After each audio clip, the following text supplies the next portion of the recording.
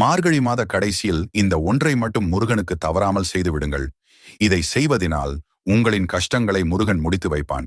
எவ்வித சந்தேகமும் இன்றி உங்களின் வேண்டுதல் அனைத்தும் கூடிய விரைவில் நடக்க வேண்டிக் கொண்டு வீடியோவை லைக் செய்து ஓம் முருகா என்று கமெண்டில் பதிவிட்டு முருகன் ஆராதனை சேனலை சப்ஸ்கிரைப் செய்து கொள்ளுங்கள். நல்லதே நடக்கும்.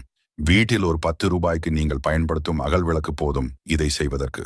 நெய், வேப்பெண்ணெய், நல்லெண்ணெய் இந்த மூன்றையும் ஒன்றாக வைத்து விளக்கை தெற்கு திசை வைத்து வடக்கு நோக்கி விளக்கு எரிய விட்டால் நீங்கள் அந்த விளக்கு அணைவதற்கு முன்பே முருகனின் வருகையை அறியலாம்.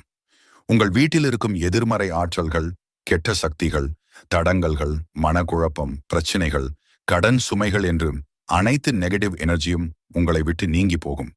இதை நீங்கள் ஒரு நாளிலேயே உணர முடியும்.